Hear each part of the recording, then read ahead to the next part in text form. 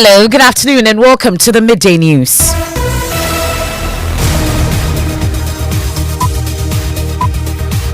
The news is live on Joy 99.7 FM here in Accra and Kumasi. We are on Love 99.5 FM. Affiliates across Ghana's 16 regions. We are on A1 Radio and Castle FM in Cape Coast, Radio Max in Takrade. We are on A1 Radio and Dreams FM in Bogatanga, Jatai FM in Karaga. We are live on X Spaces. We are on Facebook. We are on myjoyonline.com. The Midday News is sponsored by Petrol Soul, your clean fuel in full quantity. Petrol Soul is always a delightful experience. Also brought to you by Duroplus Ghana Limited, producers of quality PVC and HDPE pipes and water tank. We are the only water storage tank with the level indicator. Where Duroplus goes, water flows. This afternoon,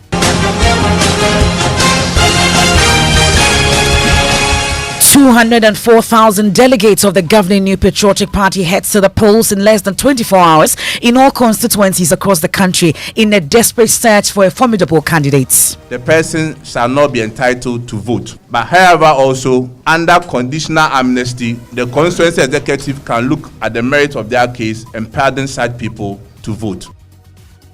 Just 4 men, but 1 slot. Who will it be?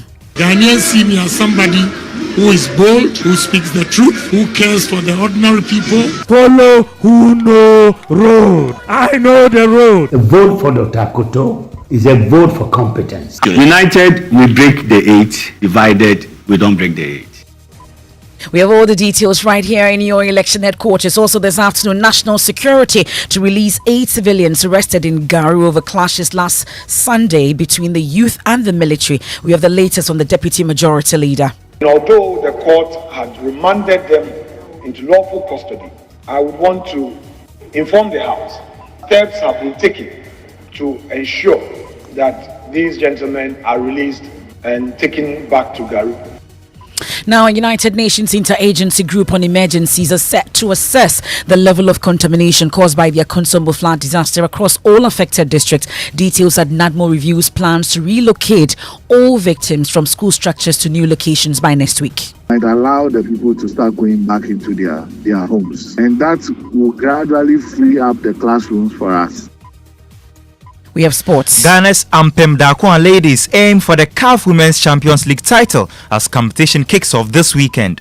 And much later, who gets what when a marriage unfortunately ends? If the person is not a citizen of Ghana, by the constitution, the person cannot acquire a freehold. That is the makeup of the wife. Is she beautiful? Hey, yes.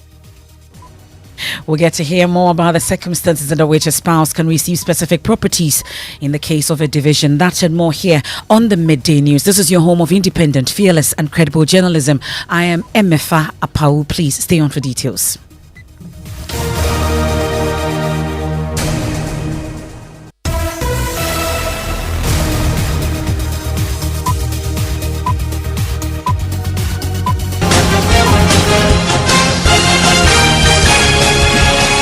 This is your election headquarters, brought to you by Petrol Soul and also brought to you by New Force. In less than 24 hours, the governing New Patriotic Party will be heading to the polls in its search for a formidable candidate to break its targeted 8 in the upcoming 2024 general elections. So over 200,000 delegates will cast their votes in all constituencies across the country. But if you're a member who has faced disciplinary actions leading to a suspension by the NPP and have hopes to participate in selecting the party's flag bearer, be aware that you are ineligible for tomorrow's elections. General Secretary of the NPP, Justin Frimpong Kodia, has emphasized that the party's constitution is unambiguous about this provision. However, he indicates that your fate can only be decided to vote under conditional amnesty based on the discretion of the constituency executives. Article 3(7) of our party constitution, it states, a member may be suspended from membership of the party or holding any office in the party pending an inquiry into his or her conduct by a disciplinary committee. Per our party constitution, what this presupposes is that a person can be suspended before appearing before a disciplinary committee or when a disciplinary committee would have been initiated. But as a rule, and in line with the rule of law, there is what we refer to as presumption of innocence until a matter is determined. So whereby a person has been suspended under this provision and has not gone through disciplinary committee and the disciplinary committee has not come out with their verdict and recommended their verdict to the constituency executive, such person will vote. Please, let's take note of it. Where a person has been suspended prior to appearing before the disciplinary committee or is before the disciplinary committee, but the matter has not come to finality, such person will vote. However, where the person has gone through disciplinary committee and the disciplinary committee has come out with its recommendations and has submitted same to the constituency executive committee and sanctions or suspension applied to the person shall not be entitled to vote. But however, also under conditional amnesty, the constituency executive can look at the merit of their case and pardon such people to vote. That's the NPP's General Secretary, Justin Frimpong Kodia. While in Mampong, in the Ashanti region, they will not have the full complement of delegates voting in tomorrow's presidential primaries of the NPP. Only polling station officers, Member of Parliament and district chief executives in the area will be participating. This is due to the inability to hold elections for constituency executives and electoral area coordinators. My colleague Nana Aljima has more in this report. Though the court has given a verdict on the contested Mampong local polls, the NPP was unable to organize the outstanding elections. Ashanti region organizer for the NPP, Francis Adomako, explains the decision to restrict the election in the area to the already elected officers is well accepted by all. The polling station officers have been mandated only to cast their ballots. There are no electoral area coordinators. There are no constituency officers. So it means apart from the polling station officers, the MP there and the MC there would add up to the polling station officers to cast their ballots. Some people who were not so happy about the process that went on during the time we were having the reorganization of our party. So they took the issue to court and it has been back and forth. The Ashanti region has the second largest delegates of 34,987 for the presidential primary. Mr. Adomako says the security agencies and electoral commission are the only mandated agencies for the election conduct. Now, in the region, there are certain constituencies that have huge numbers. So those constituencies that have huge numbers, the electoral commission has divided that constituency where they will be casting their ballots into two stations, A and B. For instance, Kwabri East has huge numbers. So the polling station in which they will be casting their ballots will be A. There will be two stations, A and B. Well, that's my colleague Nana Aljima reporting from the Mampong area. Let me bring in, thankfully, the secretary to the NPP's Presidential Elections Committee, William Yamwa. Thank you so much for your time here on the Midday News. We have just a few hours more to go. From where you sit, would you say all is set for the presidential primaries of the NPP tomorrow? Yeah, good morning. Good morning. Yeah, so far, it's so very good. All the plans laid out, as you said, we are ready. Ms. Ayamo, I would plead with you to reposition yourself because we can hardly hear a thing that you're saying. So you're telling me about preparation so far. Meanwhile, it's afternoon. Yes, I think so far so very good. All the plan strategies, arrangements, everything is on course. And I must say that tomorrow we are ready. Well, there's the issue about Mampong. I'm sure that the party's attention has been drawn to it. Would you say there's been a resolution to avoid any chaos tomorrow? We don't anticipate any chaos or any turnout of events that will affect smooth process of tomorrow. Because one, we had a court ruling, and then we have to respect the decision of the court. So all arrangements made across the country, same has been extended to Mampong constituency. So we are very optimistic and hopeful that we're going to have a successful turnout of events at Manta. Okay, well, there's also the outstanding issue about suspended members of the party that have been barred from voting tomorrow, but can only be allowed at the discretion of the constituency executives. That's according to your party's constitution. How are we hoping to ensure that if a constituency executive does not like me, for instance, will not allow me to go through the process? How are you ensuring a level playing field in this particular provision? Well, yesterday, the General Secretary took his time to explain what it entails. And per the Presidential Elections Committee, our arrangement, we have at every constituency 3-member committee who will manage and steer affairs at the constituency. Apart from that, we have regional monitoring team whose responsibility is to coordinate, supervise, and facilitate the process. So whatever the situation is, these eminent structures or bodies are capable to manage and mitigate any issue that might arise at any constituency within a region. Well, the issue about safety of delegates, polling agents, and representatives of candidates, we know the previous one, there were issues that came up about some polling agents being beaten amongst others. It leads me to the issue about security. Where are we with that? We have arrangements with the Ghana Police Service.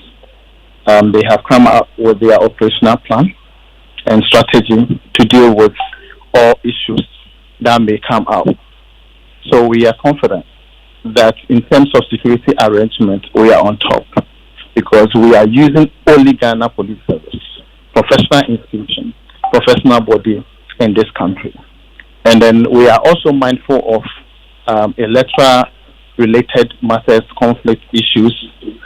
So we have also put up measures that would address any circumstance or any issue that may come up or may arise. So we are not seeing any party security being deployed tomorrow? No. How about the issue of vote buying, delegates influencing and camping? We have no evidence or report of such nature. However, we do appreciate that the game politics comes with propaganda. The game politics comes with twisting of accounts. The game politics come with fabrications of stories. So for us as a body coordinating and then supervising this event, we have no knowledge of issue of vote buying. Okay. But it may also interest you so that at a given time, we got people who came out to say that certain personalities, high-profile personalities in our party and this country, travel to India to procure a device, which its primary objective or function is to remove people's names from our album, which, of course, is false. So if tomorrow or today, somebody is also fabricating a story of vote buying, it is possible because it's part of the game politics. Ms. Yamwa, we are grateful for your time. William Yamwa is the secretary of the NPP's Presidential Elections Committee. Let me do a quick run with our correspondents dotted across Ghana's 16 regions. I'll start off with the northern region. My colleague Martina Bugri joins us on the line. Martina, what can you report from the northern region in terms of preparation so far? From the northern region, all is set for tomorrow's election. I spoke with the regional EC director, and he tells me that they have received all the electoral materials. All the electoral materials are being stored at the various district police armory, and except 5 which are being stored at the regional capital. And that's for Tamale South, Tamale Central, Tamale North, Sanergu and Nantong. They have their materials being stored at the regional headquarters. Apart from them, the others are being stored at the district police armory.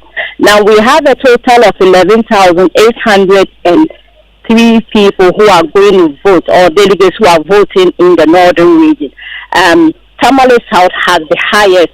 They have 1,175, and Kumbungu has the lowest with 418. With security arrangement, what I'm learning is that some police officers will deploy to all the constituencies where the voting will take place. We have been told that at the venue, the police officers who will be stationed there will not be armed. All they are there to do is to ensure that there is orderliness for the elections to go on smoothly. But we are also being told that a patrol team with armed men will be stationed ready. Okay. If there's any issue, they will be called in to address. Martina Bugri reporting from the northern region there with details. Let me take you to the Ashanti region. My colleague Nanaya Ojima is our man on the ground. He'll be joining us shortly with some details on what's happening in terms of preparations in the Ashanti region. Remember, your election headquarters is proudly brought to you by Petrosol, your clean fuel in full quantity, always a delightful experience. Also brought to you by the new force, a new nation. We'll take updates on this, and I'll be bringing you updates on our coverage for tomorrow. But after months of campaigning, the choice of the delegates will be known by close of tomorrow, as over 204,000 delegates of the NPP vote to elect the party's presidential candidate. Who are they? It's just four men, but one slot. Elton Brobe has more. The ballot has 63-year-old Member of Parliament for Asin Central Kennedy Ohene Ajipom occupying the number one spot.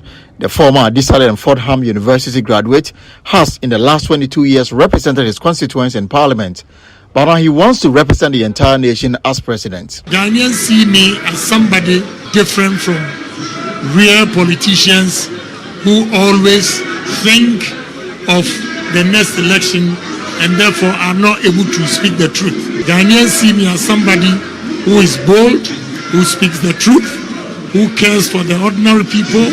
Born some 60 years ago, Vice President Dr. Mahamudu Bawumia is second on the ballot, but is first in the MPP presidential race. Having been brewed in the Port of Economics from the Beckenham, Oxford, and Simon Fraser universities, Dr. Bawumia is confident of victory. I've been to every constituency, slept in many constituencies, and I know the ground. So, as they say, follow who know road. I know the road, and not only do I have the experience, I have the winning experience. 74-year-old Dr. Owusu Afriye Akoto is an agriculturalist by birth and training, from the Poguari School to the University of Ghana and Cambridge University in the United Kingdom, graduating with honors in agricultural economics. The former Member of Parliament and Minister of Agriculture occupies the number 3 spot. Your decision in the coming election will decide whether indeed we break the 8. I have a vision to raise the fortunes of the NPP and to reward those hard-working activists like yourself who have served this party diligently over the years. A vote for Dr. Akoto is a vote for competence. 58-year-old former Member of Parliament for Mampong in the Ashanti region, Francis Adainimo, occupies the 4th slot on the ballot and will bidding for the presidential slot of the MPP for the second time. The engineer from the Kwame Nkrumah University of Science and Technology is hopeful the delegates will be kind to him. My leadership is about uniting our amazing energies throughout the entire country. It is about bringing together our individual experiences and inspirations, while also respecting the many differences in our party. We want to foster inclusivity, not divisiveness. Elton Brobe for Joy News.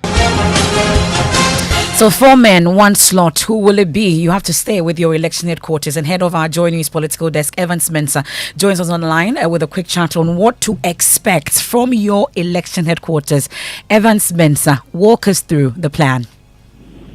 Expect nothing but the most comprehensive coverage. We're going to start tonight from 8 p.m. on both the Joy News channel and the Joy FM channel. We're going to start with our analysis of the various candidates, but also the context within which this is happening. And don't forget that the context is the breakaway of Alan Chamantin. The last time the delegates met with the Special Electoral College, Alan Chamantin was in the race. He is no more. And so his own image, his cloud, looms large over this particular conference. They're going to analyze what that means for the potential outcome and who stands to gain from his exit. We'll also talk to you about the various constituencies across the country. And we're going to be live there tonight with our correspondents, giving us a sense of what delegates, the last minute planning and what delegates are doing in this final moment before tomorrow. And then tomorrow from 7 a.m. we start in earnest with our coverage of the election day proper. We have some top guests joining us. And this time we're doing something a bit different. We're bringing in party stalwarts, former chairmen, current ministers, former aspirants to join us in the analysis. They will have the inside knowledge and they will bring all that to our coverage. You don't want to miss it. Definitely won't miss it for anything. It starts at 8 p.m. this evening, and you know the team already. Evans Benson, Winston Namwa, and Raymond Aqua giving you all the best analysis. You ought to stay with your election headquarters, and it's proudly brought to you by Petrosol, your clean fuel in full quantity. Always a delightful experience. Also brought to you by New Force, a new nation. We'll stay on election-related matters and many exhibition centers currently characterized by hearty chats between officials and fidgeting of phones as the places remain virtually empty on the first day of the voter registration or voter exhibition exercise, I beg your pardon. Well, the exercise, according to the EC, is part of the preparations ahead of the local level elections scheduled for December 19. The purpose of the exhibition is to allow prospective voters to verify their details such as name, age, sex, amongst others, as captured during the registration exercise. A tour by Joining You to some centers in Accra has revealed a very low turnout on day one. The exercise began well. Since we came this morning, I have over 600 people on my list, but it's only one person that has been here so far. Yes, only one person. Koko Memle, Harvard College, Koko Memle. So, yes, they need to come and check up their details to see if everything is correct for the upcoming elections. It's been quite low for our expectation, but then we hope it gets better as the day goes on. Yeah. And that's the exhibition exercise. They're taking us on a quick break here on the Midday News Live on Joy 99.7 FM here in Accra, and Kumasi on Love 99.5 FM. We're on a number of affiliates dotted across Ghana's 16 regions. We are live on X Spaces. We're on Facebook, myjoyonline.com, and the Midday News is proudly sponsored by Petrosol, your clean fuel in full quantity. Also brought to you by Duo Plus Ghana Limited, producers of quality PVC and HDPE pipes and water tank. Where Duo Plus goes, water flows. We return from the break with sports, and then who gets what when a marriage unfortunately ends. If the person is not a citizen of Ghana, by the constitution, the person cannot acquire a freehold. That is the makeup of the wife. Is she beautiful? Hey, yes.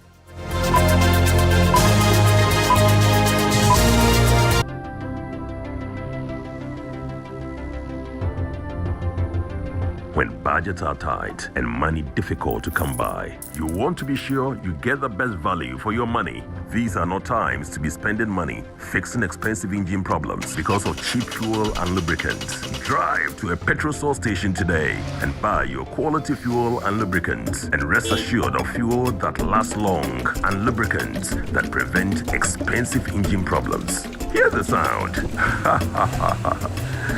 Petrosol, clean fuel in full quantity.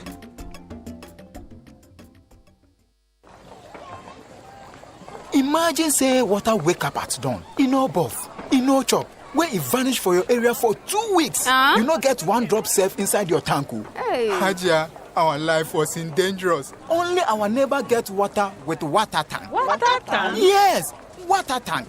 Mamma mia, that water tank get meter for checking water level. That water tank be fine past Kumasi Selindion. That water tank be tough like Ghana Army. That water tank, they carry water pepe, so say some no go left inside the supply tank.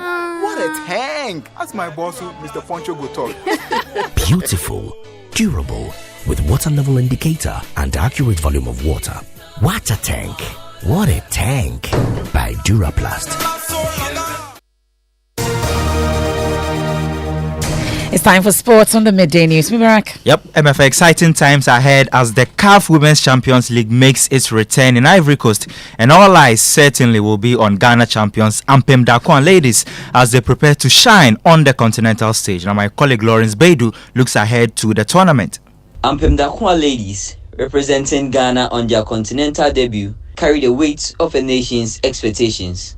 They are tasked with at least matching the impressive performance of Hazaka's ladies, who reached the final in the maiden edition of the tournament in 2021. The reigning champions of Ghana have already proven their quality by emerging as the top team in West Africa, clinching the Wafu B trophy. However, they are well aware that navigating through the group stage won't be a walk in the park, with formidable opponents like Asfar Morocco, Hurricanes, and AS Monday standing in their way. Ampem Dakoa ladies are gearing up for a strong start, and their ultimate goal is to clinch the coveted trophy and the impressive 400,000 cash prize. Well, big Monday then. The tournament starts on Sunday. Ampem Dakoa, and they will be in action on Monday against defending champions Asfar. And before I go, Emefa, we've got game planned for you at 1:15 p.m. Can't wait. Juma Mubarak to you. Thank you very much. Let's head to Parliament, and Deputy Majority Leader Alexander Afenyo-Marking has told Parliament national security will in the coming days release all 8 persons arrested in Garu over disturbances in the area. The military descended on the community and allegedly brutalized residents after claims some national security operatives were attacked. We can hear from the Deputy Majority Leader.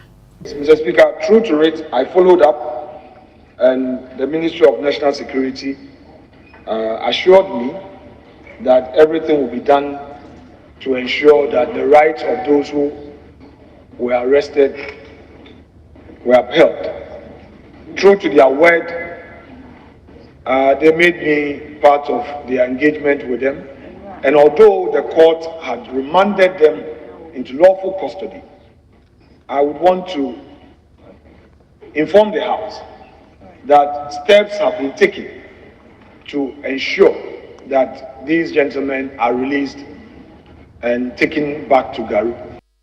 Let me bring in Parliamentary Affairs Correspondent Kwekwa Sante. So how did the minority respond to this, knowing that they had agitated for the release of these persons? Well, Emefa, so there's a part of Alexander Afenyo-Marking's statement where he talks about the treatment of these persons whilst in national security custody. Well, the minority say that they cannot, credibly, as it were, know about how these persons were treated in national security custody, and that they have been claimed that some of them were maltreated. And if Alexander Afenyo-Marking is saying that they were not, they will wait for these persons to finally come out so that they can hear from them. Our colleague, the deputy leader, was around and has taken the opportunity to, even before the minister appears, do some background work, and is apprising the House that there is a decision to expedite action on the release of our compatriots who are being held. Well, Kwekwa, let me briefly find out from you also, still in Parliament, whether the NPP's presidential primaries and preparations towards it is affecting parliamentary business in any way today. Yes, in fact, the House has just adjourned because of the very low numbers in the House. At the time the House adjourned, I could count 7 NPP MPs on the floor. And if you add the Deputy Speaker who was presiding, that would make it 8 majority MPs who were on the floor today to do business. And because of that, the House took adjournment right after some papers were laid and those comments were made regarding the Garo incident.